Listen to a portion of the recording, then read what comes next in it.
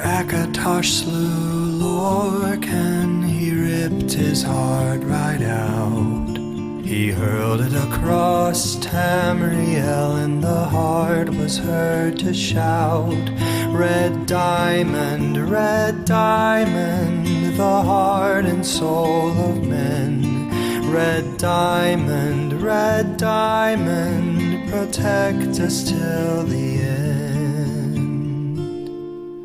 The laughing heart sprayed blood afar, a gout on Seer it fell, and like a dart shot to its mark down in an alien well. Magic effused the Lorcan blood to crystal red and strong. Then wild elves cut and polished it down to Chimel at a ball. Red diamond,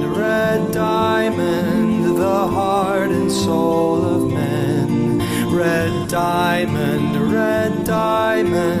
protect us till the end. Men Akatosh gave the stone to Saint Elesh in token of her right to sit the throne. Red diamond, the heart and soul of men. Red diamond, protect us till the end. Red diamond, protect us. Well met. Come warm yourself by the fire and let us regale you with mighty tales, tales of adventure, tales of heroism, tales of Tamriel. I am your host, Aggelos, and with me this afternoon, the one, the only Arkhaniir, and he is back. How are you, buddy? I'm doing great. I'm excited to be back. You know, it's been, 2 months? Something like that. I think it's been about a month. Yeah, I think it's just a month. I don't know. It felt a long time. It felt like a long time. But yeah, I'm excited to be back. Yeah, it's good to have you back. I mean, we had a few weeks off. We had Nate, aka Misa, filling in for you, and that was awesome. But we miss you, Ark, because you're never gonna let me down, buddy. Never gonna let you down. Never gonna give you up. See how long it was? I always forgot the song. Yeah. Yeah, it's pretty bad. And that song you heard was from one of our very, very talented guild members, Red Diamond, a cover that he did. And again, he didn't tell me I could say his name yet, so I can't. Let's just say he's a wandering bard. Hint. Maybe search the Discord. Anyway, that's the hint you're getting. He's a wandering minstrel, the wandering bard, and he may be in Discord. Maybe you should look him up, because you can. All right, so we are back in Tamriel after a few weeks, and I am on a warden, because I never made one before, but I'm on a boat. That's telling me I have to look around, but I feel like I've done all this before. I don't know. It is what it is. So, Ark, what have you been doing? Let's just go ahead and jump right on into our tales, and let's tell everyone what we've been doing in Tamriel. So, firstly, I was thinking about holding off buying Morrowind, right? Mm-hmm. Mainly because I wanted to buy the physical collector's edition, but I gave up and bought the digital upgrade for now, because I have my eyes on that physical collector still. Okay. And I started doing some Battlegrounds. They are fun. Now, I can't tell if they are more fun than Cyrodiil, because it usually doesn't work. As many of the, I assume listeners also experience, the queue system is very broken. But whenever I was able to play, which usually is like at around 3 to 4 a.m. on European server, I guess for some reason, since it's not under load, it works. They are fast, they are fun, they are confusing, especially if you don't know what's happening and don't know all the sets people are hitting you with, or the skills, whatever. Mm-hmm. However, I do believe it requires some work, like a lot of balancing. Of course, the queue system has to be fixed as well, but right. I'm gonna have to Especially interrupt for- you yeah. here, Ark. Yeah. Because I just hop in. You remember we said we about doing this tutorial? Naru Yeah. came on, and I'm talking to Naru right now. Really? Wait, I'm going to launch the stream. I mean, you probably should, because she's standing in a very Whoa. provocative way, and her hip Yeah, out to the side a little bit. I think this is her standard Wardenfell stance. You know, she does that a lot. Yeah. But then again, putting Naru right from the start, that's one way to hook people up. It So, definitely well done, Sas. it definitely made me interrupt you, because I'm just like, Naru is talking. Ark, you gotta shut up now.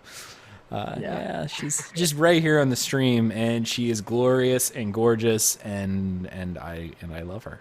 So don't tell Thais, but it's okay. She'd probably be all right with it, because she'd probably be like, man, she's really hot. I mean, dang. I don't know, something about removing bindings. Anyway, continue your story. I'm sorry I had to interrupt you, but I'm sure you probably No, thought it's not. it was. It's totally Yeah, fine. The only time it's acceptable to interrupt another podcaster is when Naru comes on the screen. That's Yeah. it. Besides, I wasn't sure where I was going with the whole thing, so it's okay. It's good. Well, we were talking about. I am rusty. I am rusted. Yeah, Oh. no, I know. I'm talking about battlegrounds. Yeah. So basically, battlegrounds are fun. However, Mm-hmm. the Magicasorks are not. You know how everyone was talking about how the warden would be OP? Yeah. Yeah. So I don't see wardens. There are no wardens, but there are hundreds of Magica sorcerers which murder you from afar with that what's the thing? Explosion fury, Mage's Fury explosion and Mage Mage's Fury. Wrath explosion. Yeah. Because they can just stand back and spam that on your head until you die, until you can get to them. Or while another stamina or Nightblade, whatever is hitting you. They can just stand back and hit you with that skill. Like every time I see that, you know, the kill blow is Mage's Fury explosion or Mage's Wrath explosion. That's the kill blow. From the same guys over and over and over and again. Now, I was even going to write an in-game mail to one of them. Like, not a hate mail, but just, you know, please let me go. Please don't kill me anymore. Yeah. He was probably playing at night too, so, you know, we always ended up in the same battleground, since there weren't many people playing. And he just kept killing me with the same skill, so that was... Yeah, never mind Wardens, it's the Magicasorks. The shield spam is there, the Dark Exchange spam is there, and the Mage's Fury explosion spam is there. It's annoying. And, again, with the... I'm going to rant about Magicasorks now. Go for it. Capture the flag. My most hated battlegrounds. So, you know, there's deathmatch, there's domination, which you have to hold the flags. Then there's the capture the flag. You have to grab the enemy's relic and run back. When I grab a relic, since I am at DK, I have to either don't run or spend the precious stamina. What does Sorks do? They Bolt streak escape. into the relic. They streak into the relic. Gladly, they can streak when they are holding the relic. So that's one thing Zas did. Good. Right. But they use that major expedition they have, the lightning form, Yes. and they just run. They just run. Run and Dark Exchange. You can't stop them. So it's very annoying. Yeah, I was going to talk a lot about the Battlegrounds, but after playing it for a while, everything I can talk about became the Magicasorks. So yeah, that's that. No, hate Magicasorks. I know Ark was saying something very similar, where he was having issues with them and was not very Ark happy. was saying. Not Ark, sorry, Gallisner. I'm talking to you, and therefore it is what it is. We are doing a lot of theory crafting simply about, you know, just to hunt down Magicasorks. Yeah, it's all about Magicasorks now. Like, I don't even care if I get killed by a Nightblade or a Templar or a Stamsork, but a Magicasork. That's the annoying part right now. That's when I draw the line, going, this is too much yeah. for me. I'm done. Okay. Other than that, yeah, Battlegrounds are fun. I recommend it, even if you don't enjoy PvP, as in PvP in Cyrodiil. Battlegrounds offers a lot, it's a lot faster That's for one thing. If you can queue in, of course. But when the game starts, it usually takes like 5 to 10 minutes, which is very good. I don't know. It's not bad. Having the short and fast-paced, fun thing to do in an MMORPG is really good for me. Right. Right. So that's what I've been doing in Battlegrounds. But I also been questing in Wardenfell. Not as much as I did Battlegrounds, but some. Mm-hmm. So obviously, I won't give spoilers, but since we mentioned Naryu, I have a story about Naryu as well. Of course, Naryu isn't in Wardenfell. It's all over the videos and everything about Wardenfell. Yeah. But, you know, I got some quest from the Vivec. You know, the living god gave me a quest. The magic hermaphrodite. Yeah. Yeah. Yeah, of course. Yeah, I mean, I am being me. Of course, I would take the quest from a living god. Who else is he going to entrust it to? Clearly. So I'm doing the quest. I won't go into details, so it won't be spoilers. Mm-hmm. I'm doing the quest, bidding of a living god. I'm emphasizing on this, like the living god that's holding a moonlet over the city. Then I see a guy, and he needs some help.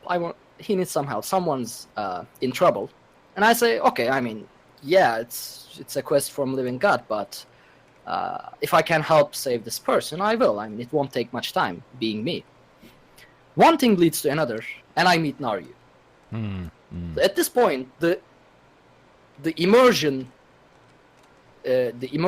player in me says, you got a quest from a living god that is radiating light from his head while floating and is holding a moonlit over the city. So ignore. You know, now you can take care of herself or whatever is needed to be done. Ignore. You have a quest from a living god.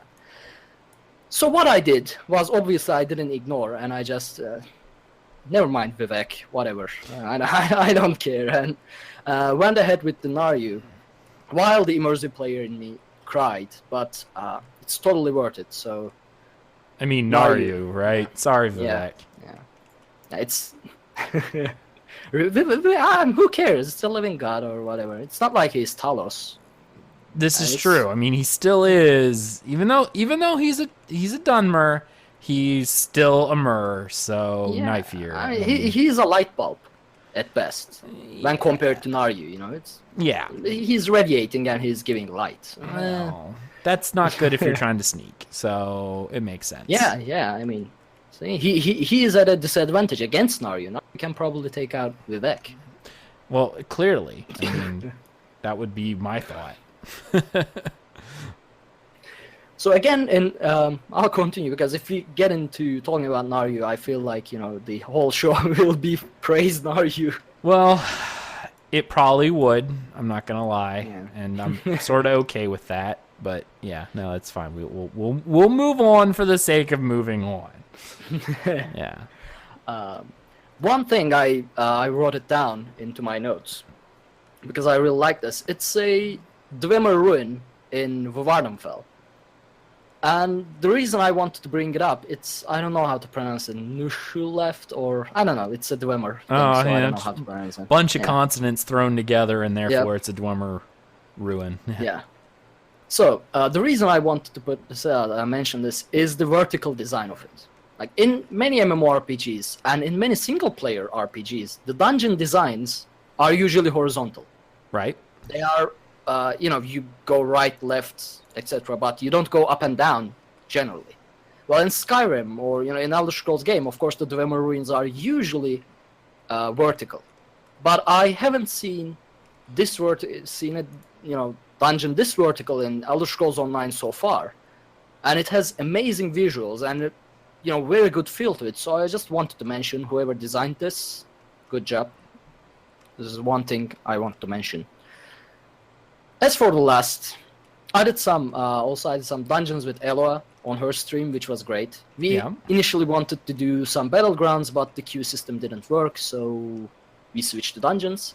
It's always nice to, Eloa's community and stream is very positive, and it's always fun to hang out there. So if you don't know, just go ahead and check. I'll just sneak in a shout out there. Right. Yep. And that's about it, I guess. Yeah. Okay. All right. How about you? Very nice. Well, I have not been doing anything Morrowind related except for what you see right here on the stream. Honestly, this is my first Warden outside of the PTS.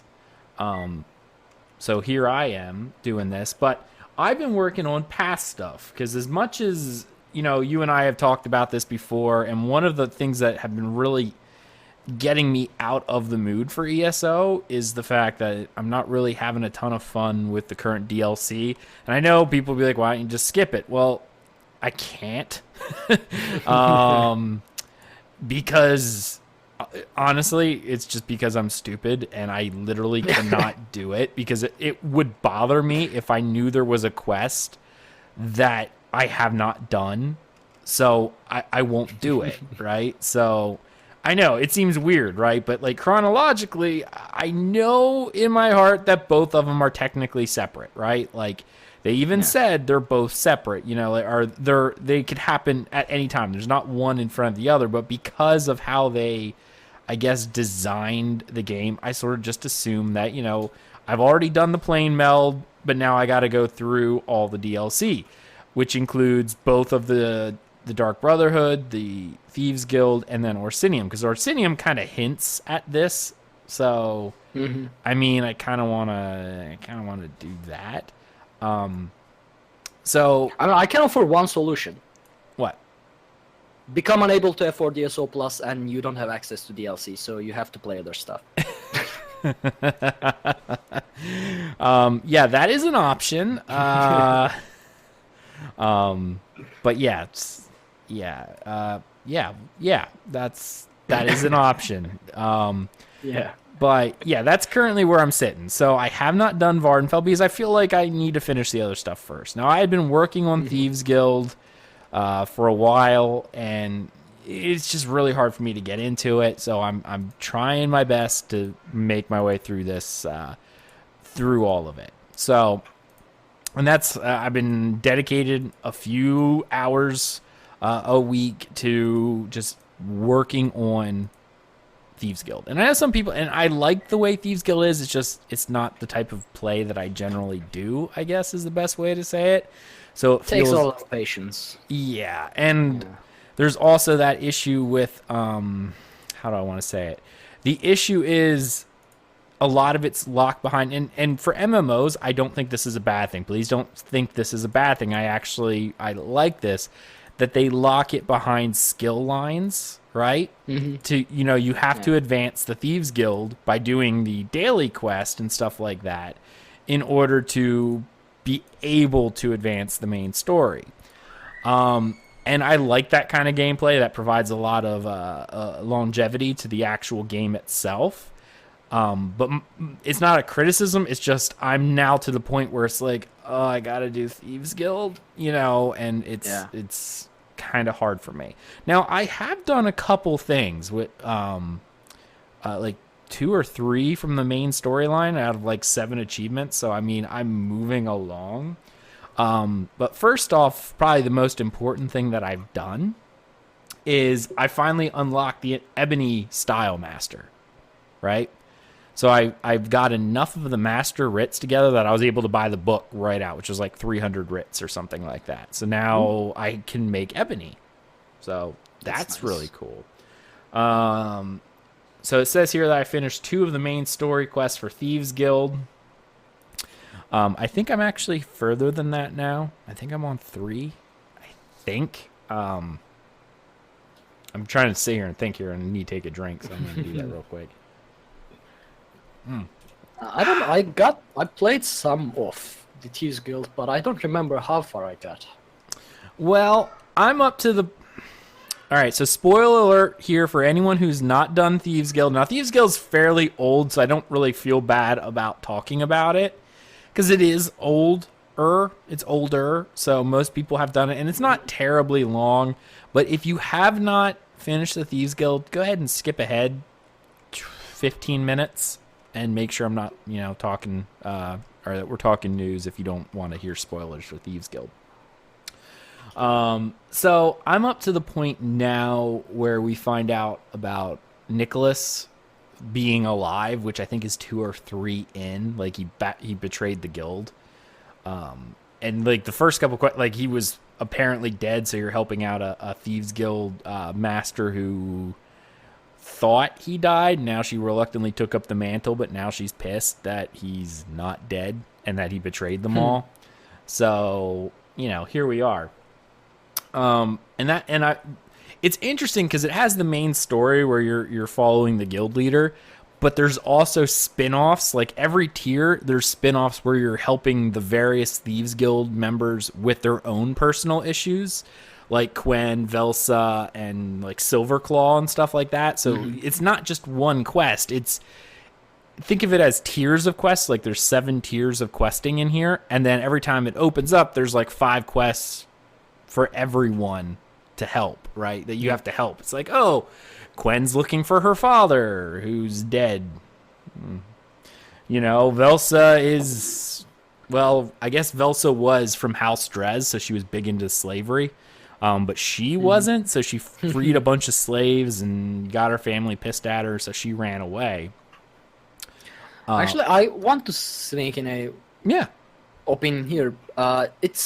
It's a great improvement from Skyrim's Thieves Guild at this point, because the one thing I hated about Skyrim's Thieves Guild was that the 5 quests you had to do in order to open a story quest was all the same go steal 500 gold worth value stuff. Now in Thieves Guild, as you said, it has a story behind it, which is well, there's story those quests exist. So don't think they don't, but they're in the form of dailies. There's these target boards, which is the go steal, and then there's the heist boards. Yeah, I remember. Which again is a timed event, which is actually still really cool. Like I really enjoyed it. But I guess I should probably. I have help me out here. Since I'm on a warden and since I'm here talking. Animal Companions, Green Balance, and Winter's Embrace is the tank. Green Balance is the heal, and the Animal Companions would be DPS? DPS. All right. Something like that, yeah. I mean, not exactly, but... good enough of a first start. Okay. Yeah. Gotcha. Because I couldn't remember from when I played them. Because I played these way early in PTS, and then after I got on there and played with them for a little bit, I'm like, all right, I'm kind of done with these. I kind of just want to play my Templar, which is what I really wanted to play anyway. So, I mean, there is that. I hear my son upstairs. He's not very happy at the moment. Yep. So I finished my first heist as well. Now, heists are pretty fun. There are these instanced adventures, if you will, where you have to complete a quest by stealing all this different stuff, and you get different ratings based on how well you do, whether or not you got caught, whether or not you hit traps, whether or not you did it fast enough that you got off of the in time. They're fairly fun. Like, I think I got the perfect one, which is where you don't get spotted. The first time I didn't get spotted, but I didn't get it anyway because apparently hitting a trap counts as getting spotted even if no one actually sees you, if like no one's around. So you actually have to watch out for traps, which is kind of interesting. So I did that, and then the last one I was like 5 points away from being able to get to the next quest. So I did it, and I'm like, I don't have time for this. I don't want to sneak around, take my time. So I just ran in guns a-blazing and killed everything. I mean, I literally... The Lord way of it. Yeah. Not a very good thief way, and they like legitly said that too, because it was one of those... Every time you kill somebody or get spotted, you lose time on your timer. You get like 7 minutes to do these things, and within the first 30 seconds, I'd used up all 7 minutes of time by just killing everything. I was like, I just need 5 points, okay? Like, literally, that's all I need. I'm done, right? So, so I did that. They're fun, but again, for me, I can see where they would be fun. Don't get me wrong there, but I don't enjoy that type of gameplay on my character, so it was kind of like it felt like a chore more than a something I really wanted to do, right? So doing these quests, it really is. It's just a chore. So I'm trying to get through it so that I can finish the quest. So I did this. I got through it, and I got to the next line of skills, which is where I actually left off. But taking a step back, I have it marked here that remember I said how there's these different tiers of questing, right? Like every time you unlock a main story, you also get some story from some of the Thieves Guild people, right? Mm-hmm. Yeah. And the last time I did one, it was interesting because I was helping an Argonian who wanted to steal some personal items from somebody who said it was her friend, and something happened that, you know, we're not friends anymore. It's interesting how he said it, but more or less he's like, yeah, I just want to help steal her memories so that way she can forget about me. Well, you go and you find out that in reality, it's not that she forgot. She never forgot, but at the same time, the relationship that they had was different because she was she's not a friend apparently. Like she's like, oh, you brought back my lizard, because apparently like her father gave her the lizard, so he was a slave and he didn't realize he was a slave. And he's like, I thought we were friends. And she's like, yeah, well, when we were little, I didn't know any better, but you're property. You know, like, that's what you are. So she's kind of ticked off that, you know, he's walking around free. But I thought it was just funny because the way he's like, we used to sit out here and look at the sunrise. You know, she'd lay there and I would bring her drinks. And then she's like, yeah, where's my drink, lady? You know, like he's viewing it completely different than what she viewed it as. It was funny to hear. Well, I mean, good for him. You know? Yeah, I mean, yeah, it was interesting. Apparently, I was. I love how Elder Scrolls can get so dark at sometimes. Yeah, like it was dark because as I'm doing, I'm like, dude, you guys weren't friends. He's like, oh no, we were friends. Like, nah, dude, you're not friends. Okay, like she owned you, right? Like, okay, but apparently, so. I'm sure that storyline will continue because it's one of those things where I feel like, how do I want to say it? I feel like it's going to continue anyway, just because, you know, there's multiple of those quests. Like, I'm sure I'll have to help him again in the future because at the end of the quest, she's like, dude, I'm going to hunt you down until I get you back. Like, you're never going to get away, you know, like just, it's dark. So I'm going to hunt you down until the day you die. It's like, oh, all right then. So the final one, and this has gotten me very angry at Elder Scrolls. All right. So like, I am like super angry at Elder Scrolls. And I said this to Ark before. Elder Scrolls has pissed me off, and it's because they hurt my feelings. So I'm doing this one quest where I had to steal, an invitation to a wedding, right? So I did. Now we were going to make duplicates and, you know, we were going to do all of the stuff that we were going to do and sneak in. Oh, but my invitation is a +1, so I get to bring somebody. So I'm like, awesome. I'm going to have a date. So I get to ask. It's like part of the quest is like, who are you going to bring around on this date, right? Like who's it going to be? And I'm like, okay, awesome. All right, I get to bring a little lady friend along. This is going to be pretty awesome. You know, I'm going to like this. So, you know how we talk, I think I talked about it last week with lore when I did my lore episode, how, you know, the dark elves tend to be a little kinkier than some, right? Because, you know, they're a little bit more promiscuous than, you know, the other races in Tamriel. So I'm sitting here thinking to myself, okay, this'll work. I'll just I'm gonna find me a hot little dark elf to bring. Of course, the person I thought of was Velsa. So she's a little hot button, right? You know, she's a little saucy, if you will. And I'm like, okay, this would be fun. So I go ahead and I ask out Velsa, right? Like I'm gonna be like, hey Velsa, you know, I want to take you to this wedding thing. You want to go with me? She like outright laughs in my face going, you know, she literally laughs and goes, you have got to be kidding me. And my character's like, you could play it off as a joke if you want, but I'm like, no, I'm serious. I want to take her out, right?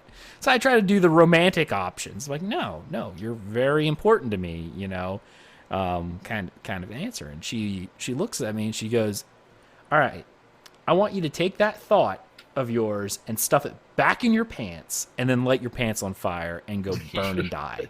I'm like, oh. I mean, I've been rejected in my life before, like, I'm not the best looking guy in the world. So, there's been a few times where I've been rejected, but I don't think I've ever had that level of rejection. So I'm like hurt, like really hurt.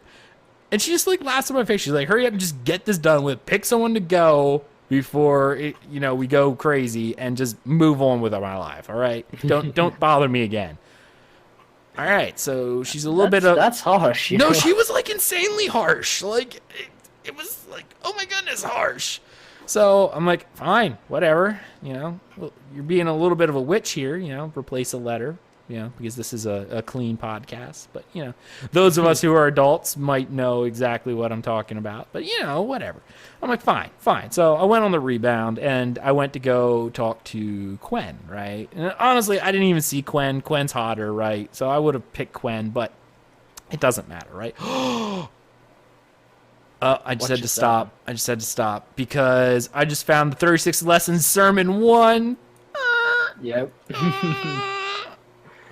I actually saw them, but I forgot to mention them to you because we talked about that. You weren't sure whether if they existed in this time frame or not. Yeah. Well, yeah, they're around. Oh, I'm so happy. Sorry everyone, that was totally like I was telling a story, but when I saw 36 Lessons Sermon 1, I'm just like, oh, I don't even know what to do anymore. Like I'm literally kind of like I don't even know what I'm doing anymore. I'm just kind of walking around like what's going on here. But anyway, all right, so I'm on the rebound. All right, my feelings are hurt. I'm a little crushed, and I'm like, all right, fine. I'll go ask Quen. She's a hottie. I mean, she's a knife ear just like her, right? But sometimes I get a little bit of a, an elven fever, so to speak, right? It's all right to go out with one of these when your friends aren't looking, right? If your friends come walking by, your big Nord friends, you just push her into a bush or something, right? You just keep going. It's a dirty little secret that you keep. So I go ahead and I'm going to talk to Quen. And I'm like, Quen, hey, how you doing? Yeah. And did the whole, hey, how you doing? Yeah. They're trying to be all suave and debonair. I'm like, yeah, I want to bring you to his wedding, right? And she looks at me going, you want to take me? Like, this is a little awkward because, I originally brought you on as, like, my underling, and now I work for you. So this is a little weird. And I'm like, well, it doesn't have to be weird, right? Like, I was like, no, I definitely, you're important to me, blah, blah, blah, blah, blah. All those important things that you say to, hopefully get the girl after you. So yeah. And she goes, yeah, I think we should just be friends. I'll go with you, but it's kind of awkward. I'm like, well, it wasn't awkward, but now you just made me feel like a pervert. Thanks a lot, Quen. So yeah, I'm kind of upset because I essentially got shot down twice. Once by Velsa, who was insanely harsh about it, right? Like, hurt my feelings kind of harsh. And now Quen makes me feel like a pervert, right? Like I'm like, dude, this sucks. So yeah, I'm a little upset, just to say the least. I'm a little upset at ESO right now, and I'm hurt, right? Like I'm just hurt. Dreams crushed. Yeah. It's worse than when I fight Nerdman in a duel, right? Like I don't know. I wouldn't know that. Yeah. Because that was painful too. Like, wow. On a whole different level though. Like this is emotional pain. With Nerdman it's physical pain, yeah.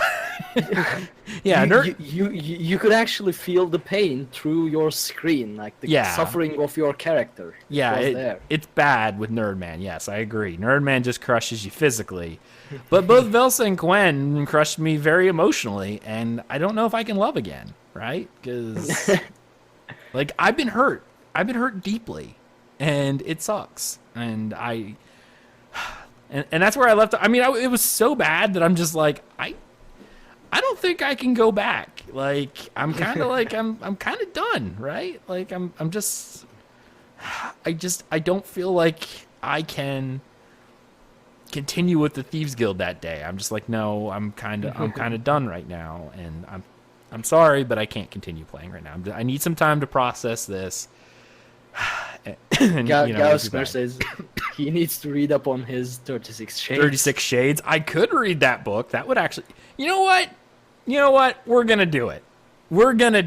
I'm gonna go back and I'm gonna read 36 Lessons, Sermon 1 for everyone here. So give me 2 seconds to get through this quest line, and then we're going to go back before we hit the news, and I'm going to read the 36 Lessons Sermon 1. You know, I'm not even going to finish talking to her. I don't even care what's going on right now. Don't even care. And so the family friendliness of Tales crumbled. I tried to be family friendly, but I think Sermon 1 is fairly clean overall. I don't know. I didn't read them yet, so I don't know. But well, if I remember from everything you guys explained previously, well, I don't know how clean can it be. That's true. Yeah. But I think we're gonna have issues with keeping Tales family friendly just because we're in Morrowind. And the reason why I say this is I just passed an inn called the Saucy Nicks. Ooh, and that made me laugh. I was about to mention it. With Vardenfell, it does look like it won't be as family friendly because, during my time questing, it's always like that. Yeah, there's a lot of boob windows. It's a theme. Yeah, it's a theme in Vardenfell. Like, well, the Dark Elves are a little promiscuous. We knew this. We knew this. All right, so 36 Lessons of Vivec, Sermon 1, by Vivec. Sermon 1. He was born in the ash among the Velothi, anon the Chimere, before the war with the northern men. Oh my, this is going to be a hard book.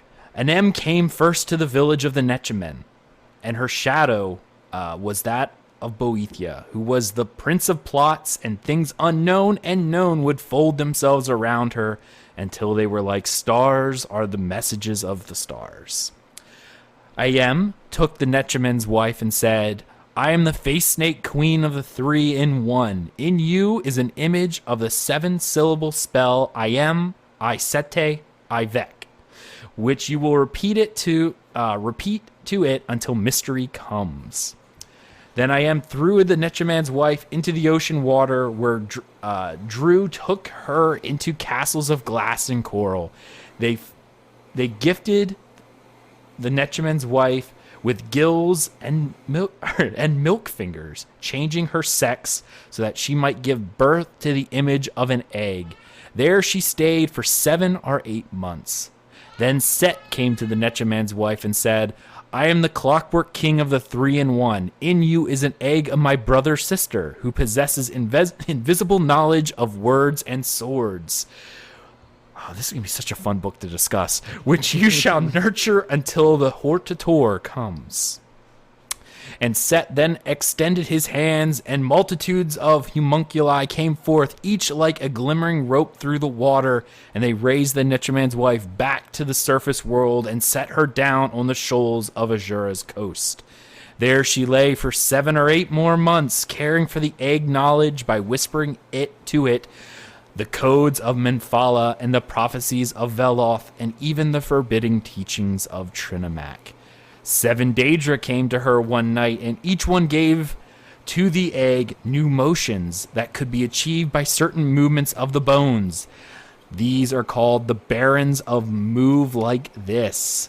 Then 8th Daedra came, and he was a demi-prince called Fa Nuthan, or the multiplier of motions known. I am Fa Nuthan, she said. Whom do you wait for? To which the Netchiman's wife said, the Hortator. Go to the land of the Indarel in 3 months' time, for that is where or when war comes. I return now to haunt the warriors who fell and still wonder why, but first I show you this. Then the barons and the demi-prince join together into the pillar of fighting styles terrible to behold, and they dance before the egg and its learning image. Look, little Vec, and find the face behind the splendor of my bladed carriage, for in it is delivered the unmixed conflict path, perfect in every way.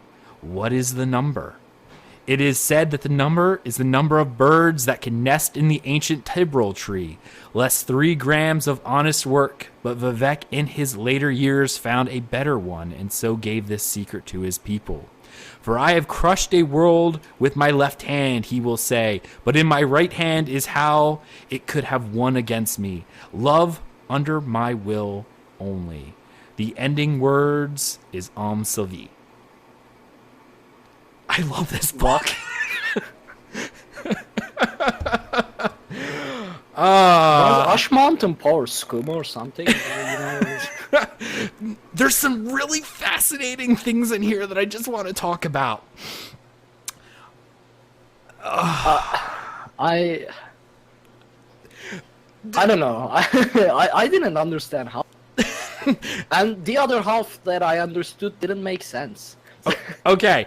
Let me break this down for you. I need to find the book. It's Sermon 1, right? Sermon 1. It's actually in the governor's mansion. So if you go into Satanin and the governor's mansion, you can find 36 Lessons, Sermon 1. Did you enjoy the reading? I tried to put some emphasis in it because I've read these like a million times.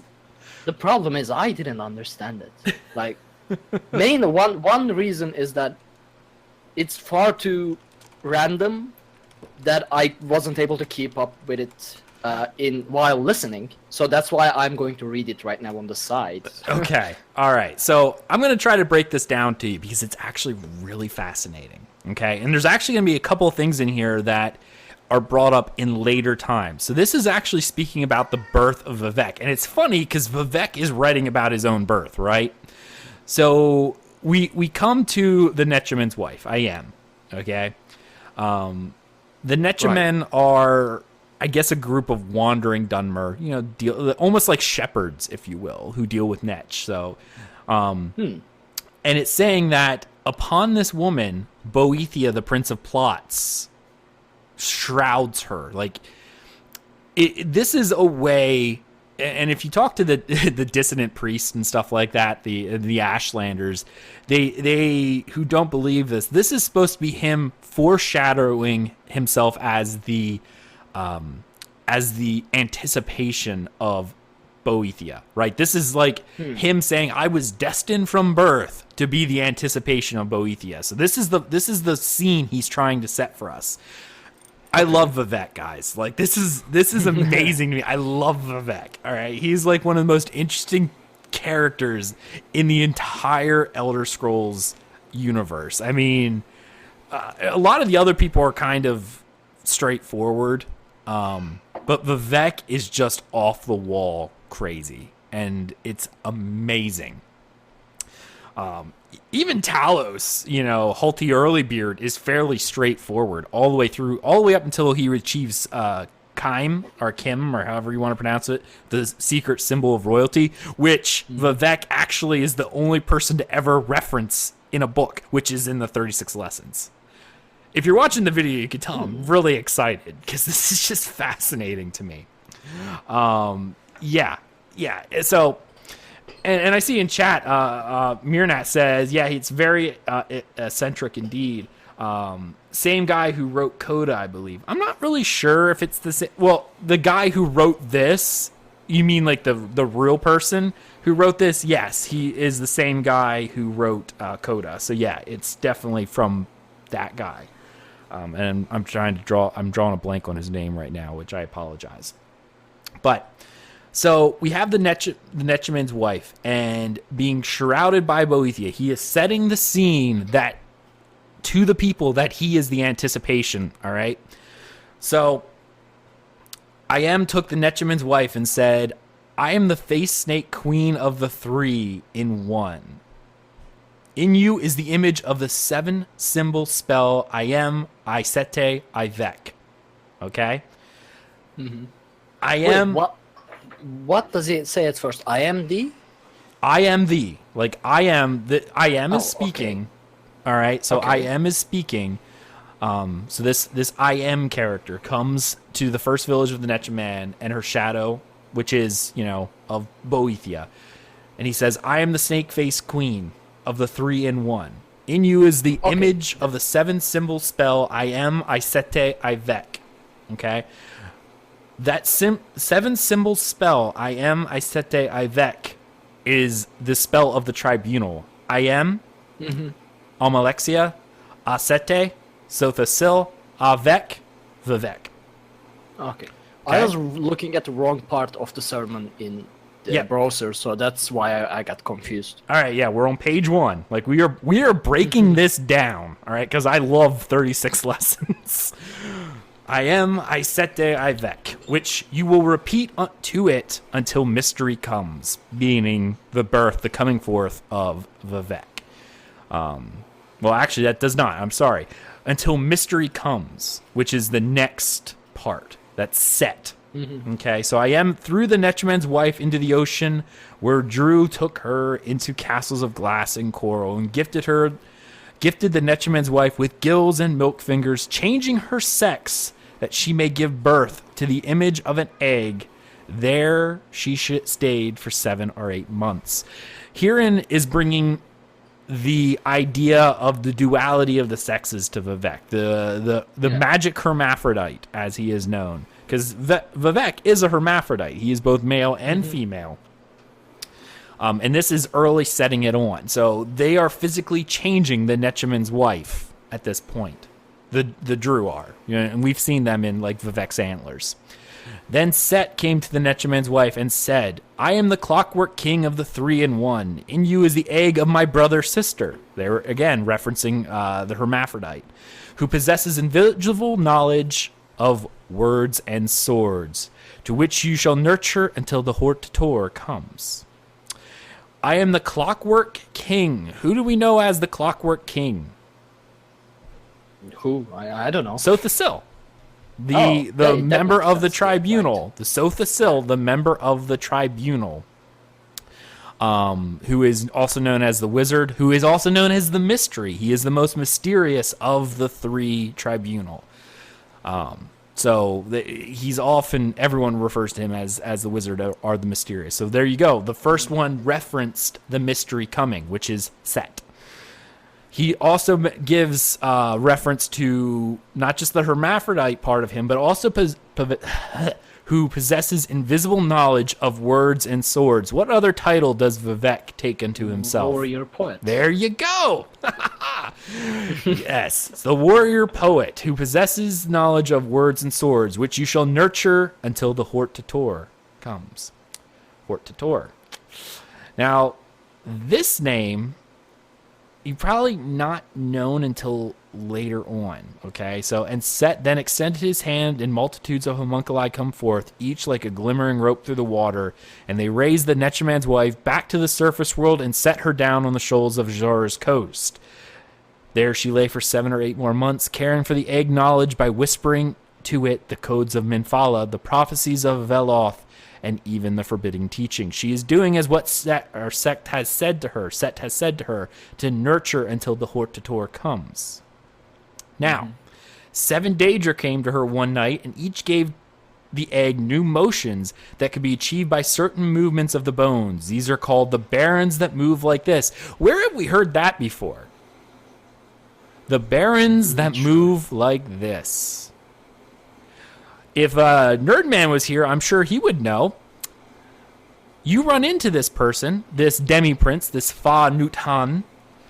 We meet Fa Nuthan in the Maelstrom Arena. Remember how he talks about the missing aspects, the barons who move like this that you must fight in the arena. Right. These Daedra, the barons who move like this that we fight in Maelstrom Arena, are the ones who taught Vivec the warrior ways. Oh wow, this is some Great writing. Did I just blow your mind there? All right. And Fa Nutan says, "Whom do you wait for?" To which the Netchiman's wife said, the Hortator, "Go to the land of the Indorel in 3 months' time, for this is when war comes. I shall return now to the haunt of warriors who fell and still wonder why, but first I show you this." Then the barons and the demi-prince joined together into a pillar of fighting styles terrible to behold, and they danced before the egg and its learning image. "Look, little Vec, and find the face behind the splendor of my bladed carriage, for in it is delivered the unmixed conflict path, perfect in every way. What is its number?" All right, so before I continue on with that, travel to the land of the Indorel. The Hortator is, if I remember correctly, means warlord, till the warlord comes. We know one person who has the name of Hortator. Indorel Nerovar, the lover of Amalexia, the one who was betrayed on Red Mountain. Oh, the Narvar, yeah. The Nerovar, yes. Yep. Nerovar Indorel. There it is. I didn't know it was Indorel, but yep. The Narvar is mentioned in the Vardenfell questline, so that's because that's who he is. He was the Nerovarine. He was Nerovar Indorel, was one of this group of companions, these 5 companions, which consisted of Vivec, Almalexia, Sothasil, Degath and Nerovar Indorel. Of course, there was a fraction of this, which when they split, of course, because the 3 wanted to use what they found under Red Mountain in order to achieve divinity, and Nerovar was like, no, we can't do this. And he actually went and tried and was talking with Dagath, said, we can't do this. And Dagath betrayed him, but led him to believe that he agreed and said, I will guard the heart of Lorkhan here in the mountain. You go. And from there, depending on who you talk to, the events of the tribunal coming to power is unveiled. Okay? It is said that the number of birds that can nest in the ancient Tybor tree less 3 grams of honest work, but Vivec in his later years found a better one, and so gave this secret to his people. For I have crushed a world with my left hand, he will say, but in my right hand is how it could have won against me. Love is under my will only. The ending of the words is Am Sylvie. So, herein, he's already relating to the Ministry of Truth. Bar Dow, hanging above the city of Vivec. With my left hand, I have crushed a world with my left hand, but in my right is how it could have won against me. That is him saying that with one hand I crush, with one hand I protect the city. By holding up in the air Bar Dow. Love is under my will. Love is under my will only. Because he has said that when the people stop loving me is when I will drop the more or less on your faces. The ending of the words is Am Sylvie, which is what, as you've known, what the tribunal goes by, which is just a culmination of all their names. Almalexia, Sothasil, and Vivec. Am Sylvie. So that was fun. Wow. Yeah. That was not planned, everyone. Just so anyone who's listening to this podcast knows, that was not planned in the least. Like, I didn't even know it was around. I just saw it. I'm like, nah, gotta do it. We're reading it. And I really enjoyed that. That was a lot of fun. That was great. I think I'm going to have to read one for every show going forward if I can find them, because that would be nice, yeah. Here you go, listeners of Tales of Tamriel. If you enjoyed me reading the 36 lessons, sermons, if you want to hear sermon 2, find it for me in the game and tell me where it is. So there you go. You now have a quest. Find sermon 2. And I will read it next week. And there are very good other writings in Elder Scrolls, like books or whatever. But this was the way it is written, it was on some other level, you know. I've said this multiple times that this series of books is probably one of the most esoteric set of books in the game, and yet, like I said there, when I broke it down for you, pointing out various things that it referenced, it's like, Yeah. oh, Otherwise, it wouldn't be that impressive because I wouldn't understand any of the references or anything, and it would be just like, okay, what the hell? Mhm. But now, yeah, now I don't know. I feel wow. We gotta do this for all the other books. for all 36 next so we have 36 weeks worth of content at this point. Because I'm not gonna lie, that right there was about half hour worth of me talking about the book. So yeah, I really hope people like that, because I actually really enjoyed doing that. I enjoyed reading the book. I enjoyed talking about the lore of the book. So maybe I'm pretty sure they do because Yeah. they always love when I go on lore rants, yeah. I had no lore rant planned for this episode. There was no lore rant planned. That was solely because I found 36 lessons, and I even saw it and went, "Oh wow!" I interrupted my story. But I'm like, you know what? I'm reading it. I'm going back. I'm reading it. So yeah. So that was 36 lessons of Vivec. Sermon 1. If you want me to read it next week, find me Sermon 2. Send me a message. Go to our dungeoncrawlnetwork.com. There is a contact us page at the top. Click that. Select Tales of Tamriel and give me the location, and I will find it and I will read it. So, I guess we gotta get on to the news, even though at this point I kind of feel like that was the topper for this episode. Just Oh yeah. I mean, I might even have to change the title of the episode just because. Yeah. I don't know, I'm thinking something like "Until Mystery Comes," because that I like that. I like that phrase. All right. So let's go ahead and dive right into the news. All right, let me bring those up because I was in game as well. Yeah, sorry. I know I kind of went into the whole 36 lessons, and then at that point, people were just standing around going, "What just happened?" Yeah, I apologize, everyone, but I hope you guys enjoyed that. All right, so news. We have a couple quick dimensions. Yeah. First one is that the Battlemaster Corners is returning. Mm-hmm. And they're accepting application forms. For your character build. You can find it on ElderScrollsOnline.com at the news section. Right.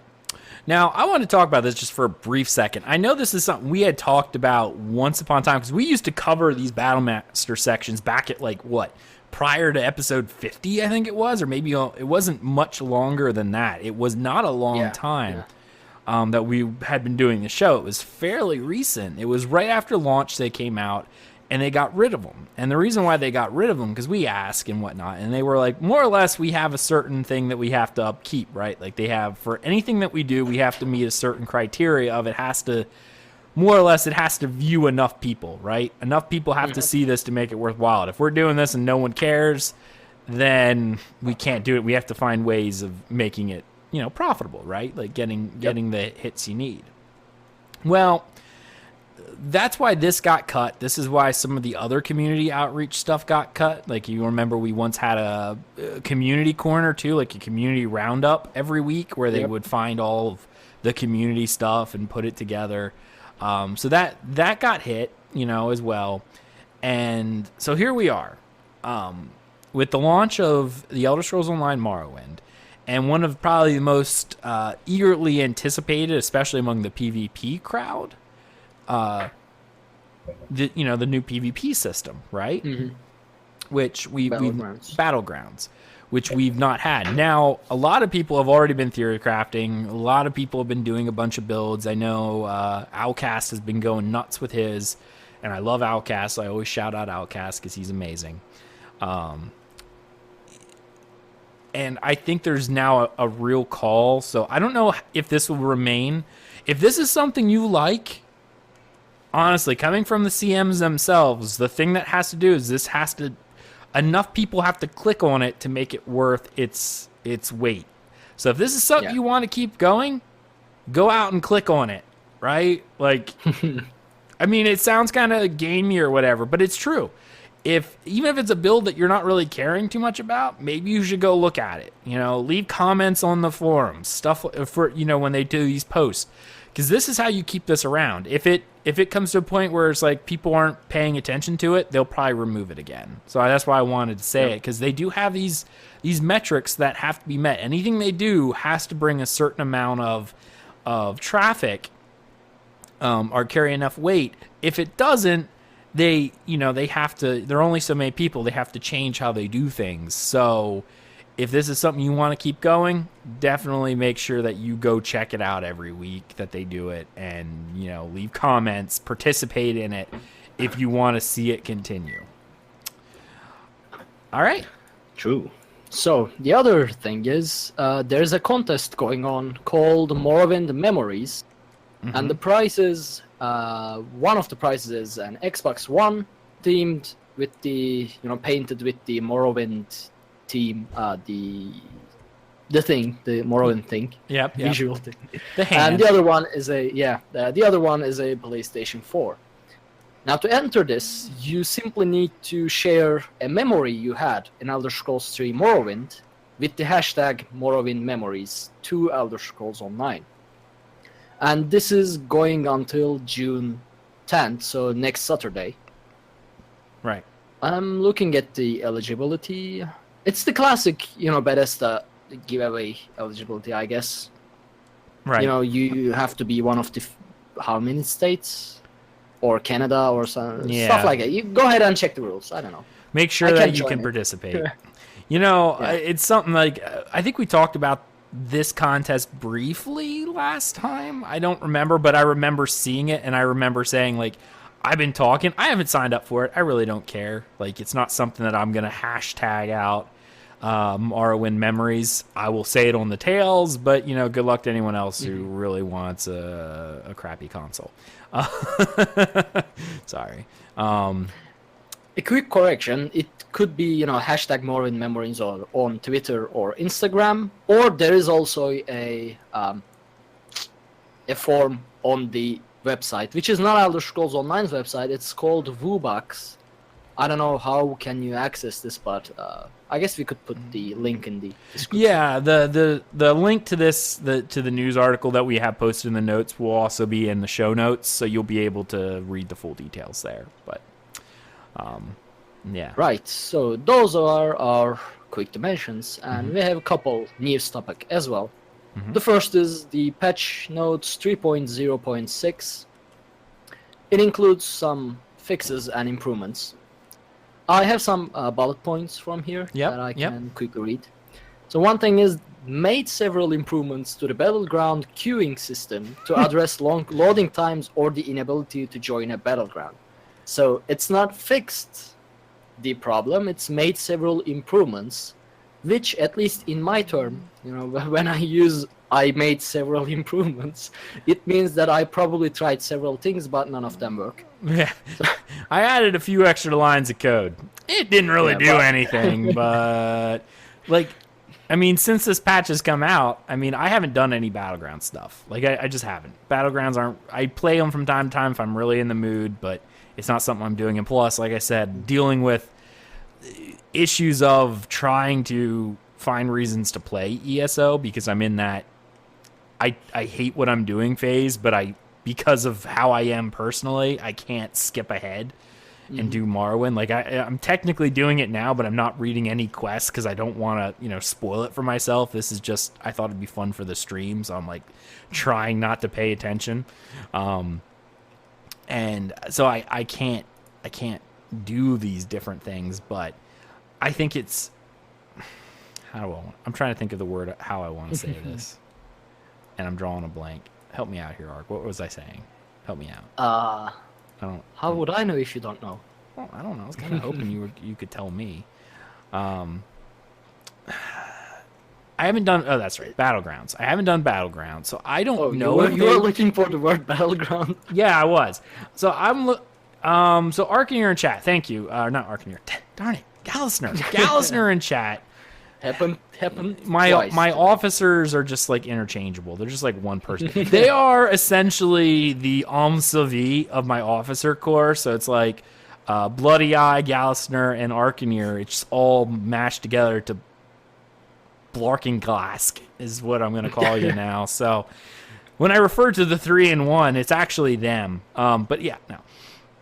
So Gallisner's saying it's mostly fixed now. You get in, but the matchmaking system needs work. I remember him sending me screenshots of like unbalanced groups. Like you get in, but it's like 4 people on one side, and the other sides have like 2 or 3, so it's completely unbalanced.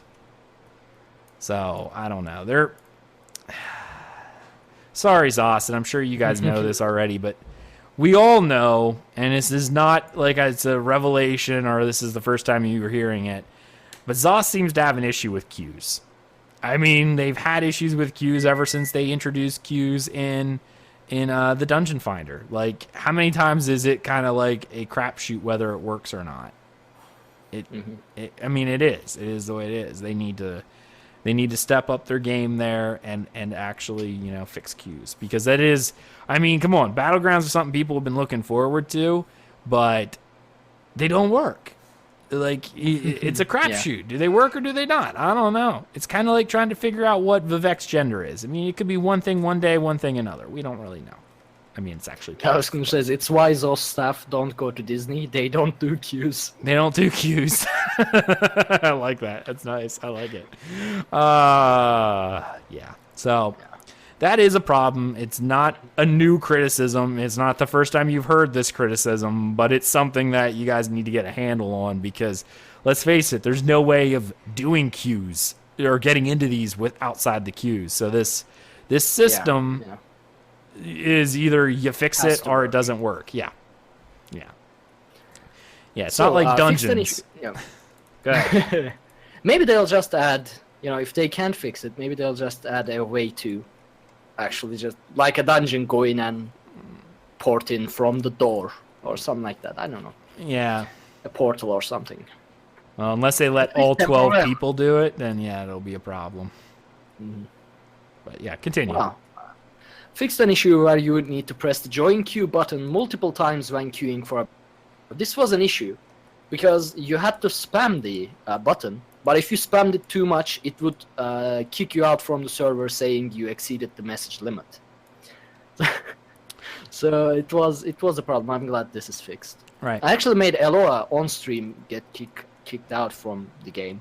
Really? I said, okay, I said, you have to spam it, and she did, and she got disconnected. So that's awesome. Fixed an issue where more than 4 players could be on a single team. Now this wouldn't, I didn't see this, but this wouldn't be fun. I mean, it's already unbalanced. 4 versus 2. 4 versus 2, 4 versus 3. Now it's like 5 versus 2. Like what? Yeah. I mean, ESO is going. Morrowind is launching live. I mean, we always hear the joke that that PC was nothing but a beta test for consoles. And it clearly kind of feels that way, right? But the thing is, it's still not really fixed 100%, and consoles go live like on Tuesday. So it's now or never, Zos. Yeah. Let's see some changes. All right. They adjusted the inactivity timers.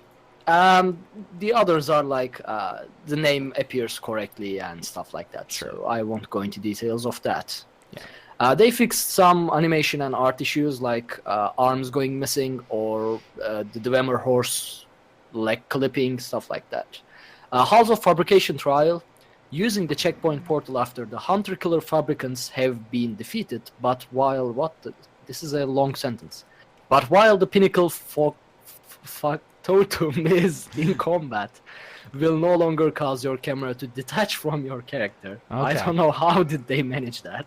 I don't know, but I was gonna say, Ark. I get that English isn't your first language, but I just read season 1 of 36 Lessons, and English is my first language. But that's not.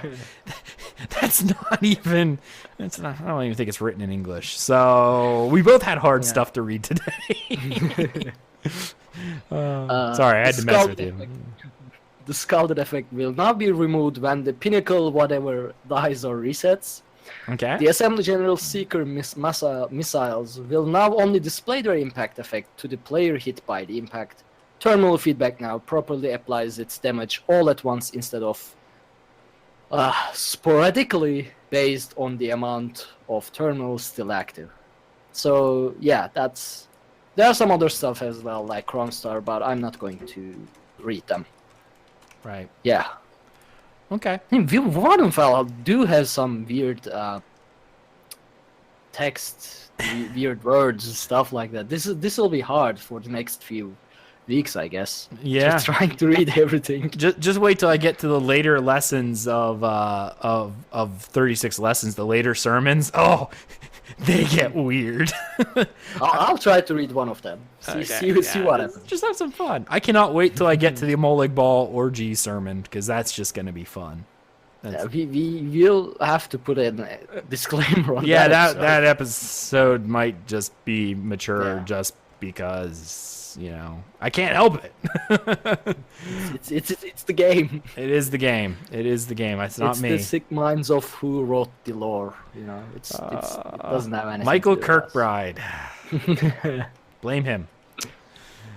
Yeah. All right. So, the next thing is the Crown Store Showcase, June 2017. Now, do you want to go through this, or should I just read what's in there and? Just read what's in there for right now, and then I have to go into another rant. Okay, so Crown Store Showcase, Talvani Wizard Lord robe. These are cool looking robes. Mm-hmm. The Holiday in Balmora outfit with the boob window. Yep, boob window. Graceland's Gentlemer Farmer. It's a farmer outfit. Yep. So housing. Now these were the costumes.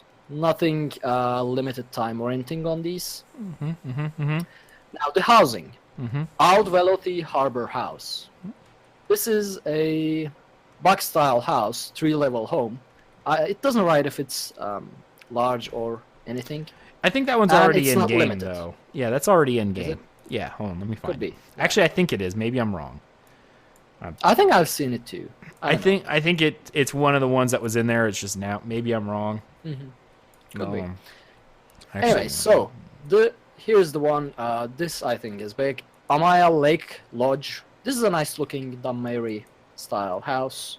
Again, no limited time or anything. Now the controversial Talvani Tower, which is available from June 15 to June 19. Now I say controversial, but we already probably talked about the limited time offers, I guess 15 times now. Yeah.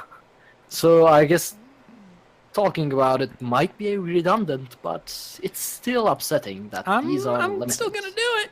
I'm still gonna do it.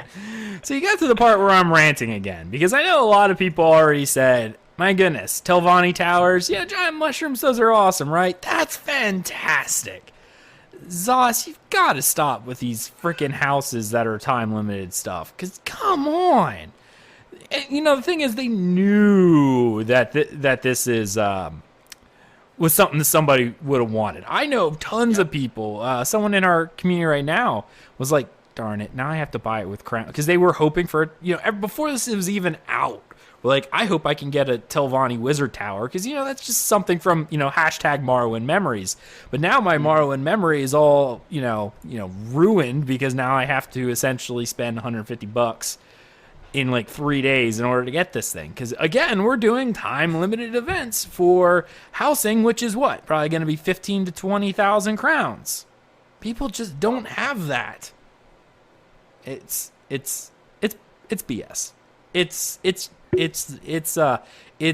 nets droppings. That's what it is. It's crazy. Yeah. I mean, this is the one thing I don't like about ZeniMax Online right now. Like, community team has always been great. There's no question there. The dev team, development team, those guys are working hard, and We know even it's though not the they development are team. not able to fix everything all the time, they are working hard. I mean, you know it. I'm like just. I was going to mention it on Tales, but I forgot. I posted a animation bug on Twitter just for the fun of it because it looked hilarious.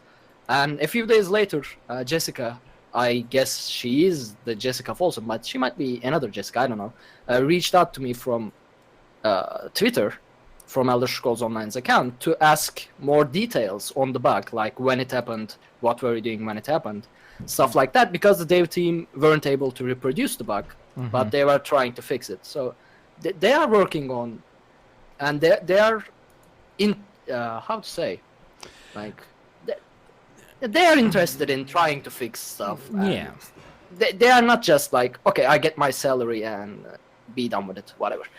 But the marketing department. Yeah, the marketing. I don't like you guys. No, they suck. They're predatory. That's what it is. They knew this was going to be popular. They knew it was going to be popular. So they hold it for a limited time. And it's not even something like, even with, I don't like the limited times to begin with. They're a pain. We've already gotten 2 this month. Given now they made them a little longer than normal, but Yeah, at least, yeah. it's still not necessarily cheap. But even limited time, this one I'm not even feeling so bad about because they did make it longer.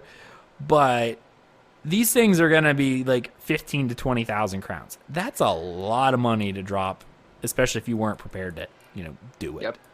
And that's the problem with these. That's the problem. It's a predatory marketing campaign to create artificial scarcity in the market and make people panic and try to buy it. And it's nets droppings. That's what it is. I want to say other words, but we're family friendly, so you're getting nets droppings. Clan of Orphan says, just don't buy it, that's how it changes. But it hasn't changed. It hasn't I can't even freaking afford changed. it, so- You say this, but it hasn't changed. They do it more.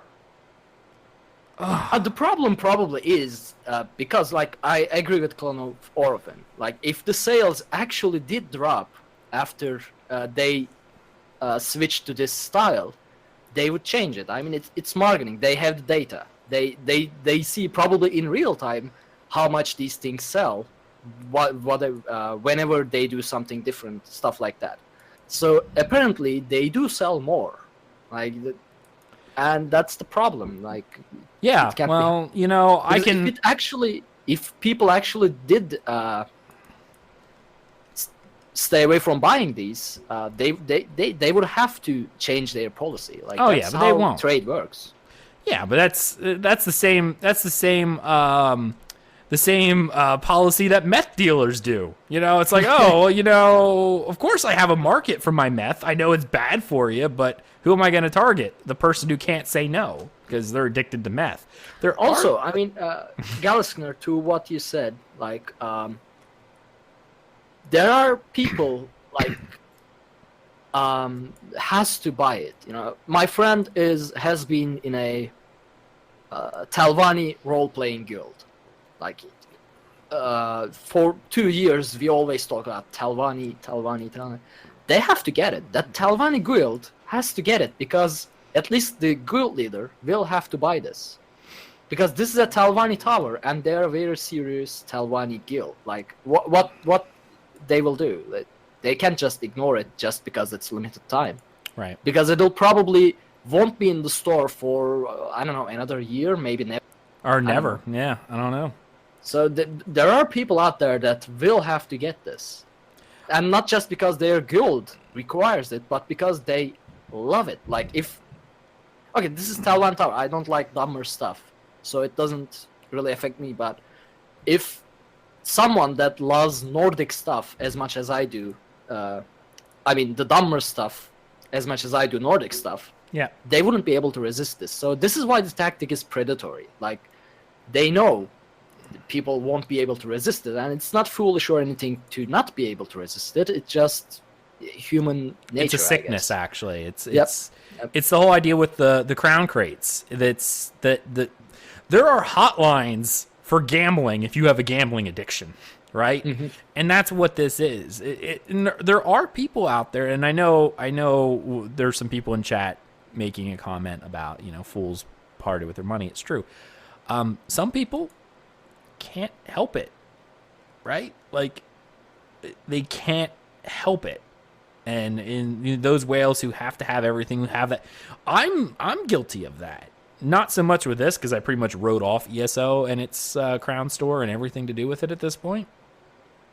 But honestly, a lot of that's because, I'm looking at games in the future. So I was able to break with it, but I have a collector mentality where it bothers me that I don't have things, because I like collecting pets. I like collecting mounts. I like doing that stuff.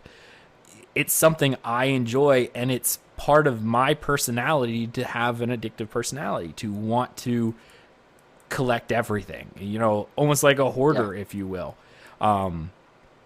That is, and that's a personal, like, that, what you would say is a problem on me with a personality level. And I agree, it is absolutely a personality flaw. But that's what this technique is aiming at. The people with those personality flaws that will buy this because they can't separate the fact of, can I afford this or can I not afford this? It's oh my goodness, it's going to be gone. It's going to be gone. I have to have it. I have to have it. How am I going to get it? How am I going to get it? You're preying on those people. Yeah. I mean, like, I will buy physical collector's edition 90%. And Clan of Orphan said this in chat. He's like, I still haven't bought a single mount in game from the Crown Store. I applaud you for that. I really do. And again, this is not going towards everyone. This is not everyone. Some people don't care. I remember playing in WoW where a super rare mount would drop, like a 2% drop off a really hard boss. I had people who didn't even roll. They're like, I don't really care. I have my standard horse that gets me from A to B. All they cared about was stat numbers, right? That's all they cared about. They didn't care about the prestige of having it. That's just the type of player that they were. There were other people who outright quit the guild when they didn't win it because they were so upset, because they were like, I'll never see it again. Like, there are those people. Some people don't have addictive personalities, and that's awesome. That if it's not something that drives you, that's great, and it definitely saves your wallet. But there are people who cannot help themselves, and this type of predatory marketing is aimed at them. It's not aimed at you, because they know they're not going to get your money anyway, whether it was there for a day or if it's there for 10 years. It's aimed at the people who are scared of losing it because they believe it'll be gone forever, and they can't deal with that. All right, let's go ahead and move on before we beat this Netch more than it already is. So there are a couple of furniture packs. One is Morrowind Lord Vivec set. This is again limited time, June 15 to June 19. It involves, from what I can see in the picture, some tabards that you can hang from the wall, the Vivec statue, some bench, a bed, and I think the blue glowing pool that is in the Vivec's hall is available to it. It's in the picture, but I don't know if it's available in the pack. Right. So there are Dwarven pipes. I really love this. This is not limited time or anything. It gives you a large set of Dwarven pipes. Right. Literally pipes that come in different angles and different, like, corners or straight pipes or anything. And you can build whatever you want. I love this. That is actually really cool. Yeah, a great idea, really. I love this. It reminds me of the house in Markarth that you can get in Skyrim. Like, that's what it reminds me of completely. This is a very good idea. I don't know, like, being able to build, like, playing Tetris or whatever. Not Tetris, but Legos. Like, yeah. Right. I don't know. I like it. Yeah, I think we talked about that once upon a time. Like, if they're not going to add the skill, right, or add the house, giving us the ability to make Dwemer house, I like that. That works for me. So the last thing in the Crown Store showcase is a Dwarven Spider mount, which is available from June 5th to June 12th. You're really loading in the limited time sales in 1 month, aren't you? I like that. Yeah, they do. What is that, like 4 limited time sales in 1 month? Yep, 3 or 4. Yeah, 3 actually. I think. 3? Yeah. The Telvanni Tower, the Vivec set, a furniture set, and the mount. Yeah. Then again, the Dwarven Spider Mount. Now, I don't know how the animation will look like. Are we going to write this like a... what's the Roman... they stand up, the horses pull the thing. Chariot? Chariot, yeah. I wonder if it's... be like, are we going to stand in the middle of the spider like a chariot, like standing up while... I'm thinking that's what we'll do. Like, where that gem was all the time will just, like, be a big cockpit for us. Yeah. This can be really cool. Now, I won't be getting it, but if I had the spare crowns, I probably would, but I don't. Right. But this is a really cool mount, especially because it has a completely it will have a completely different animation from all the rest of the mounts that are available. That has been reskinned multiple times. Gallus in our chat. Third quarter sales boost, go! It's so sad, but it's true. There are a couple of pets that I forgot. And yeah, we have the 4th limited item as the pet, which is the Heartfire Hatchling. I guess this is a small version of the Kaguti. Yeah, because they released, remember the rare mount, the Kaguti, Hearthfire Kaguti mount? That they did. And that this was is from June 1 to June 12. Right. And all of these have different dates. Well, they try to break it up to make you feel like it's not all in 1 month, but it's all in 1 month. So. Also, the Bitter Coast Cliff Strider pet, which is not limited or anything. And that was it. That was all the news we had. Okay. Yeah, I mean, that's kind of everything at this point, right? I don't know. It is what it is, but I don't know. I'm again, a lot of my disenfranchisement, not just with the fact that I am having issues with the type of play that I'm in right now. A lot of also is this crown store is becoming ever more of an issue for me. Like it just makes me angry. Like it really does. I don't have that big of a problem with it because I'm not a digital collector, but the physical. Like even though I can't afford it, I'll probably buy the physical collector's edition and worry about it later. But I am like more on the side of as long as it doesn't go pay to win, I can tolerate it. Like, I'm not going to say I'm fine with it, but I can tolerate it. But still, it makes, it gives you a bad taste, Even if you don't care, it gives you a bad taste. Right. Yeah, no, definitely, I agree. Some people don't care. I do. And I mean, I'm one person. But, it's just how I feel about it. I'm not happy. And it's sad. I'm hopeful that one day they will change the policy. Like, they can't get rid of Crown Store after all this time, but they can get rid of limited time offers without having any problem. So, here's to hoping. Yeah, I hear you. Well, I was hoping to be able to see Vivec, but apparently because I haven't got to that point in the quest line, I can't do that. So, we're unfortunately going to have to end the stream where we're at now. But, Arkhaniir, thank you for coming on, man. Appreciate that. Thanks for bringing me back. Yeah. and I have to apologize to everyone for the lack of episodes that kind of initialized by me being away. So we'll hopefully make it up to you in the coming weeks. Yep. We'll be back with full craziness, and don't you worry about that.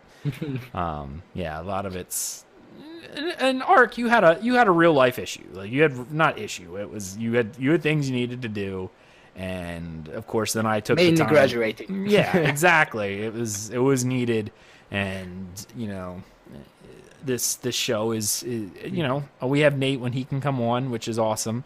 But in reality, the two people who are on here all the time are you and me. So if one of us isn't here, it pretty much means the show's not going forward. And of course, Nate was able to step in and help us out, which was amazing. Made time in his schedule to make sure he could be here, and We appreciate that. Hopefully Nate will come back. Maybe we can convince him, send him a message on Twitter, Nate ESO, and be like, hey, maybe you should come on next week because Aggelos is going nuts with these 36 lessons of Vivec. So Ooh. You and Nate. me and That Nate would be talking. so- yeah. I can just sit back that episode for the entire episode and listen. We Make just some won't- noises every now and then. There will be no tales next time. It'll just be two of us talking about 36 lessons. Yeah, no, I am. I'm really hopeful. Like that's something that was a lot of fun, and I hope people. I'm actually excited to get a message from Nate when he listens to this because I'm sure he'll listen to it and send me a message immediately. Because that's what he does whenever I go on lore rants, and be like, "Hey, I heard your lore rant. Guess what?" And go from there. But all right, so Ark, where can people find you? What have you been doing? That kind of stuff. Well, people can find me on twitter.com/Arkhaniir. I won't try to spell out Arkhaniir, not now. You can I find me have in the that show link notes. in the notes. Yeah, you can always Yeah. find at least the Twitter is always in the show notes. So, also, I might be streaming more frequently on Twitch. That is twitch.tv/Arkhaniir. But do not trust it because every now and then I feel like okay, I'll stream, and after a week or so, I gradually start not to stream. So don't trust it. But if you want to see some Battlegrounds action, I've been streaming Battlegrounds for the past week. You can go ahead and check that out on my Twitch channel. Right. You can contact me at arkhaniir@gmail.com. That I constantly check. So if you want to contact me for anything, that's the best way to do it. And I guess that's about it. And you want to give a shout out to your development studio too, because it's something. Oh, you do. right, yeah. We are also building our, it's a startup, our own game development studio. It's called Angry Koala Studios, and you can follow it on Twitter at Angry Koala Dev. We are developing our first game. It's a mobile game, but it has been kind of paused for the past 2 weeks because 2 or 3 of our group is graduating. And after a couple more weeks, we'll be able to work on it full time and hopefully make some enjoyable games that we'll see. I don't know. We'll see where it goes. Excellent. I can't really tell too much about it from this point, but yeah, I'll update as we go. Cool. Yeah, I wanted you, I mean, obviously that's a project that you're working on here. Part of Tales, we want you to promote your project. So Thank that's you, why I thank was you. like, yeah, Much appreciated. I'm going to make sure he says it because I knew you were going to. So there we go. Yeah.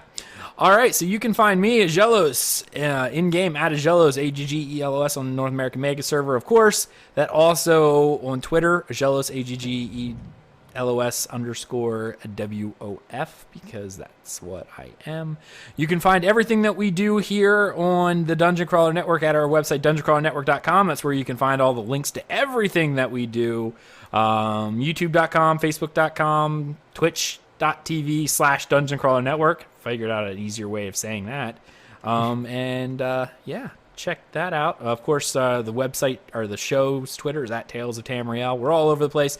And of course, thank you so much to our patrons who support us each and every month over at patreon.com/Dungeon Crawler Network, including our newest patrons for this month, which included Sammy. I'm going to try again, buddy. Sammy Kahanin Doc and Knight, NYT. Thank you so much, guys, for subscribing to us over there on Patreon. It definitely helps us out. Helps us continue to maintain server costs, do all the fun stuff, work on new shows, all that fun stuff. You support us, and it is amazing. Thank you so much. We hope you enjoyed this episode of Tales of Tamriel. And, of course, send us messages if you want to hear more lore stuff. DungeonCrawlNetwork.com. Hit Contact Us. Send us a Tales of Tamriel message for lore ideas. I like this 36 Lessons of Vivec thing, so I'm probably going to continue this, but it doesn't hurt to have some ideas stockpiled for later. And, of course, make sure somebody sends me the location of Sermon 2 for next week so I can read it. All right. Thank you so much, everyone. We hope you enjoyed, and we will see you next time. Have a good evening.